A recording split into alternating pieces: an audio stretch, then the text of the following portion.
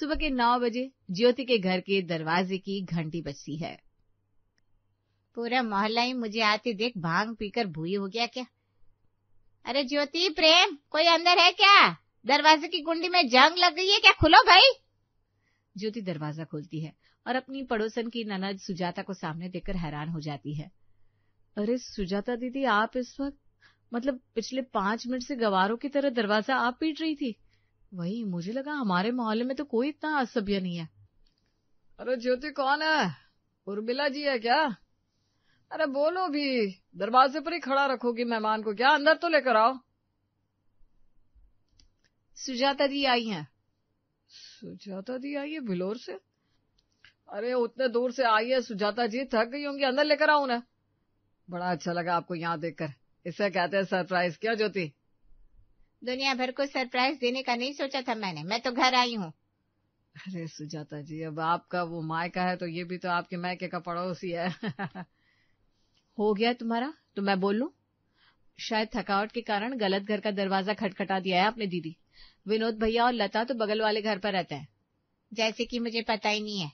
अरे वो घर विनोद और लता का नहीं, मेरा है। ब्याह कर बेटियां क्या पराई हो जाती है? घर भाइयों का हो जाता है क्या?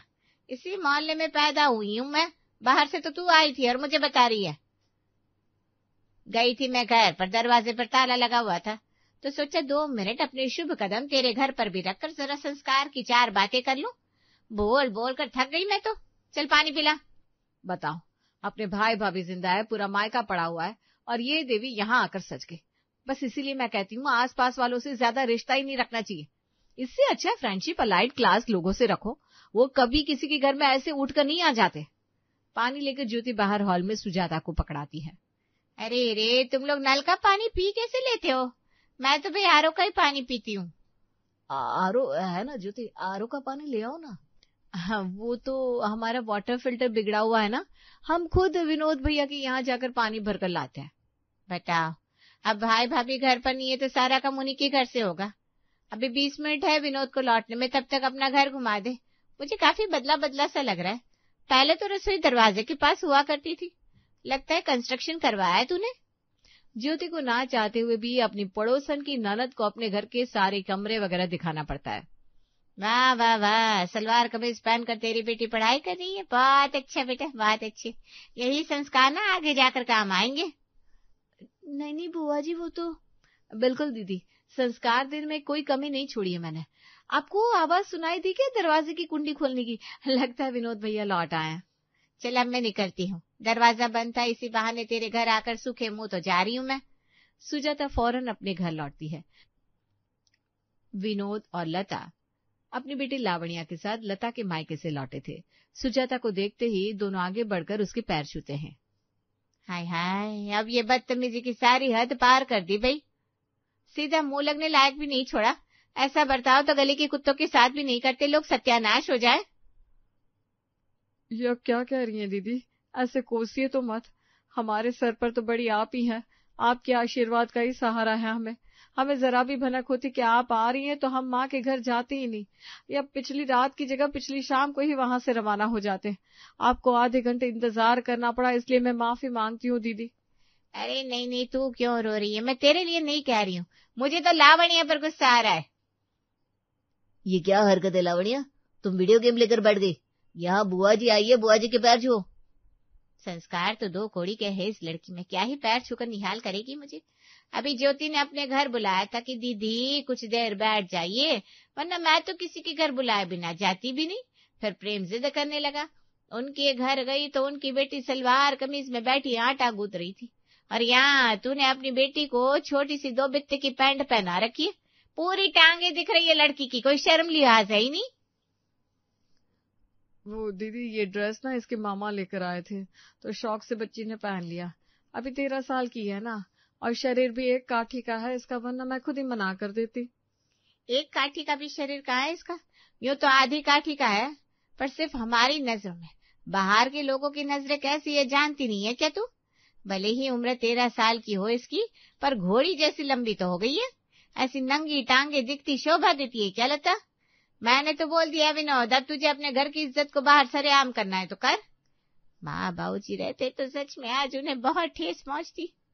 लता, तू 2 मिनट कमरे में जाओ। बाप होकर अब ये सारी चीजें उसे मैं समझाऊं? इतनी समझ तो तुमने होनी चाहिए। एक बेटी की माँ हो, तुम बच्ची नहीं हो। ठीक कह रही थी दीदी, जमाना कितना खराब है, सोच समझ के कपड़े पहना आया करो अब से।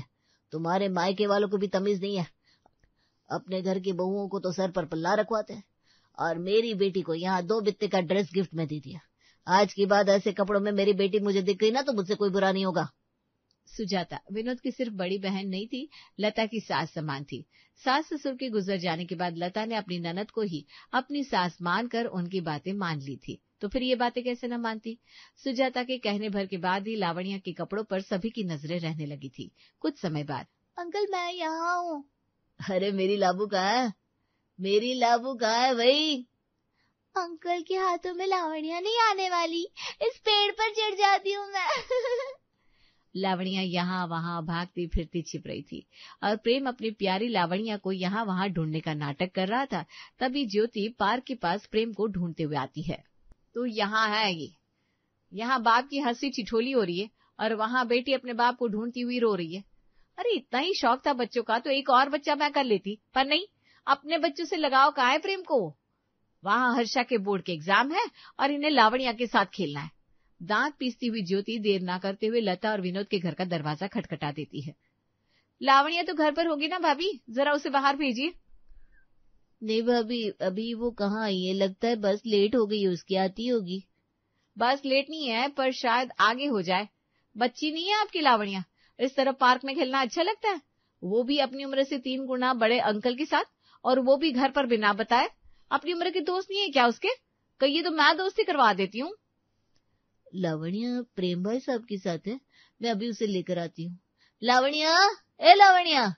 गुस्से में लता पार्क में जाती है और लावण्या को एक तमाचा झड़कर वापस घर ले आती है। भाभी ये तो बच्ची है, इतनी जोर से थप्पड़ मारने की क्या जरूरत थी, अभी तो धूप भी नहीं है। धूप की छांव ये तो मैं बताऊंगी तुम्हें। घर तो चलो तुम, यहाँ मेरी बेटी बैठी तुम्हारा इंतजार कर रही है और यहाँ तुम्हारी एंजॉयमेंट खत्म नहीं हो रही। लता अपने साथ लावण्या को घर ले आती है। रात को जैसे ही विनोद घर लौटता है उसे इस बारे में खबर लगती है।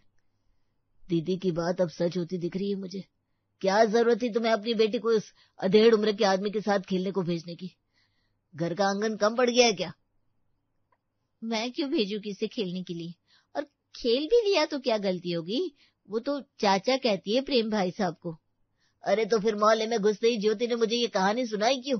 उसे तकलीफ हुई होगी तभी ना। क्योंकि वो बच्चों की बातों में आ रही है। हर्षा को लावण्या से जलन होती है क्योंकि उसे लगता है कि उसके पापा ज्यादा लावण्या को प्यार करते हैं। कुछ बोल दिया होगा उसने ज्योति को और बस ज्योति भी आकर चढ़ गई। मैंने तो जानबूझकर उसे दिखाने के लिए लावण्या को थप्पड़ मारा था। मुझे पता है मेरी बेटी सही है। अब दूसरे के कहने भर से अपनी बेटी का खेलना भी बंद करवा दोगी क्या? अब से तुम्हारी बेटी अगर बच्चों वाली हरकतें करती मुझे देखी तो अच्छा नहीं होगा। दिन बीत रहे थे और अब लावण्या 10वीं में आ गई थी। एक रोज लता अपनी ननद से वीडियो कॉल पर बात कर रही थी, तभी स्कूल यूनिफॉर्म में लावण्या दरवाजे से अंदर आती है। मौसी है क्या मम्मा? मुझे मौसी से बात करनी है, बोलो ना उन्हें, आई मिस हर। हाँ बेटा, सिर्फ नानी घर वालों को मिस करना, दादी घर के लोगों से तो प्रॉब्लम होगी ना तुझे। वैसे भी बुआ जी को कहाँ पसंद करती हो तुम? बुआ तो बड़ी स्ट्रिक्ट है। नहीं बुआ जी, ऐसी कोई बात नहीं है, वो तो मम्मा को कॉल पर बात करता देखा तो मुझे लगा। फोन अपनी माँ को जरा पकड़ा तो तू बेटा।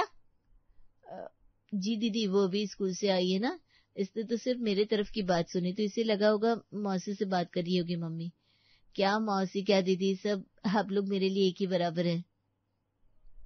एक बात तो नहीं है लता, वैसे तेरे मायके में चलता होगा माँ को मम्मा मोम बोलना, हमारे घर में ये सब नहीं चलता। ये नई बोली कहाँ से सीख रही है लावण्या? और ये क्या पहनी हुई है, नीचे क्या पहन रखा है? पैंट? जरा कैमरा पीछे करके दिखा तो मुझे। लता कैमरा रिवर्स करती है और लावण्या को अपनी ननद को दिखाती है। ये अच्छा है, मिनी स्कर्ट पहना ले अपनी बेटी को। अरे घुटने कहाँ है, स्कर्ट कहाँ है? ये मोजे देख कहाँ जा रहे इसके। घुटने तो दिख नहीं रहा है बुआ जी, घुटनों से लंबी स्कर्ट ला कर दी है मम्मा ने मुझे। मतलब मम्मा ने मुझे ये सॉक्स भी दिए है, ये एंकल है, एंकल सॉक्स ही अलाउड है ना स्कूल में, वरना पापा तो मुझे घुटनों तक लंबी सॉक्स पहनने को कहते थे। तो गलत नहीं कहता विनोद, जमाना कैसा हो गया है। और बच्ची नहीं रही, तू 10वीं में आ गई है। इस उम्र तक तो तुझे घर के सारे काम काज आ जाने चाहिए थे, बड़प्पन आ जाना चाहिए था तुझमें, पर तुझे तो मम्मा आई मिस मौसी कहना है। लता को लावण्या को लेकर ऐसी चीजें सुनने की आदत हो गई थी, इसलिए वो अपनी बेटी के सर पर हाथ फेरकर उसके लिए खाना लाने चली जाती है। 2 दिन बाद लता दोपहर का खाना बना रही थी, तभी दरवाजे की घंटी बजती है। आ रही हूँ बाबा, आ रही हूँ। अब इस वक्त कौन आ गया? लावण्या की छुट्टी तो 3 बजे होती है, अभी तो 1 ही बज रहा है। कहीं ये दुकान से तो नहीं लौट आए? ओहो, सुबह आधे पेट नाश्ता किया था इन्होंने, जरूर भूख लग गई होगी। चावल तो बन गए पर दाल नहीं, अब चावल के साथ क्या परोसूंगी इन्हें। लता दरवाजा खोलती है तो सामने होती है सुजाता।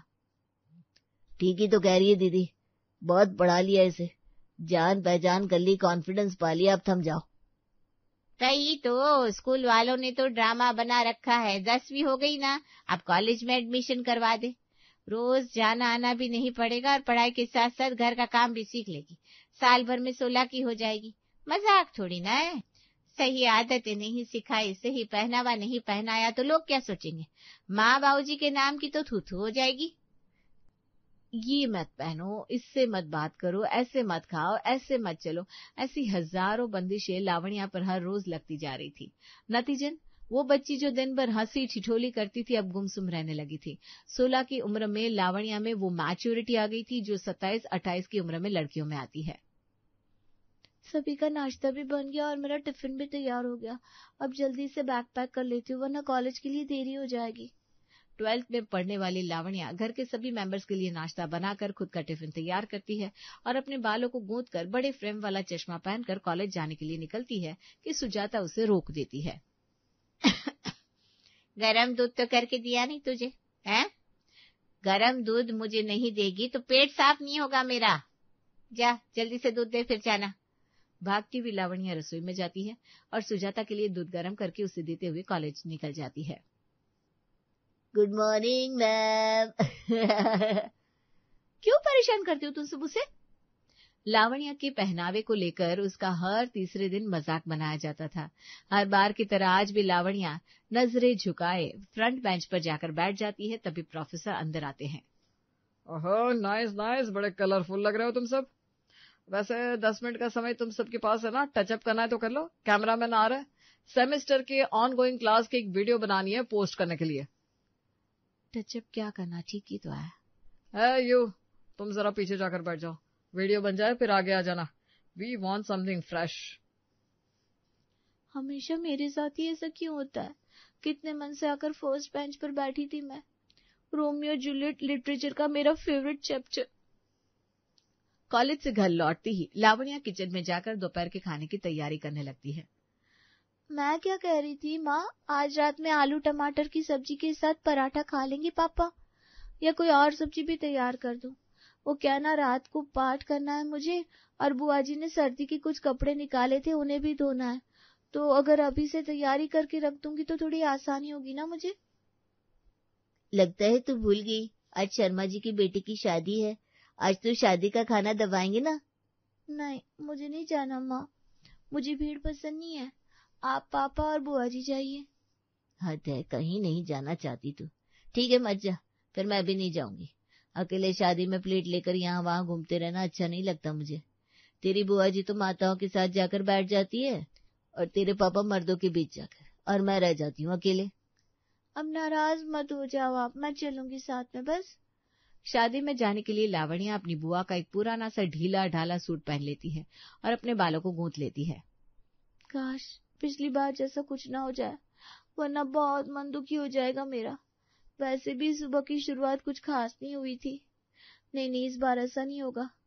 ठंडी हवा चल रही है, एक काम करती हूँ, साथ में शॉल भी ले लेती हूँ, वरना तबीयत बिगड़ गई तो बुआ जी को लगेगा एक रात में ही मैं पार्टी का असर लेकर आ गई। विनोद का पूरा परिवार सज धज कर शर्मा जी की बेटी की शादी में पहुंचता है। हाथ में प्लेट लिए बुफे की लाइन में लावण्या बस लगी ही थी कि उसके पीछे खड़ी औरत कहने लगती है, हस्बैंड क्या करते हैं बेटा आपके? बड़े प्यारे दिखते हो आप। साथ में दिखते नहीं, बाहर रहते हैं क्या? काफी देर से आपको देख रही थी मैं, बड़ी सलीम है आप। जी बेटा जी, अभी तक तो सर्दियां आई भी नहीं और आपने शॉल रखी है, बहुत पुराने ख्याल किए आप, वरना दिसंबर की ठंड में साड़ी पहनकर भी कोई महिला शॉल नहीं लेना चाहती। वैसे बुरा ना माने तो एक बात पूछूं, आपके पति नहीं है मेरे। चलो ये तो ठीक ही होगा, मेरा मतलब है बेटा कब किसे जाना है, कब किसे रहना है, ये कौन जाने। तुम्हारा पति तुम्हें छोड़कर भाग गया या दुनिया से भाग गया, ये मैं नहीं पूछूंगी तुमसे। मैं तुम्हें ये बताने आई हूँ कि मेरा बेटा ना 35 साल का है, कोई कवारी लड़की मिल ही नहीं रही, तो मैंने सोचा अगर कोई दूजवर हो, बच्चे के साथ भी आने को तैयार हो तो मैं ले आऊंगी। आप तो फिर भी बिना बच्चों के हैं। मैं क्या पूछ रही हूँ, बच्चे तो होंगे ही, 30-40 में किसके बच्चे नहीं होते। लावण्या की आंख में पानी आ जाता है। 2 बूंद बस छलकने वाले थे कि खून का घोंट पीकर प्लेट को वहीं साइड में रखकर लावण्या गुस्से से आगे बढ़ जाती है। ऐसे कैसे सभी को ये शादीशुदा लग रही है, कुछ किया होगा जरूर इसने। पूछिए इससे लता जी, ऐसा क्या किया इसने। मेरा एक बचपन का मित्र भी इसका हाथ मांग रहा था अपने साले के लिए।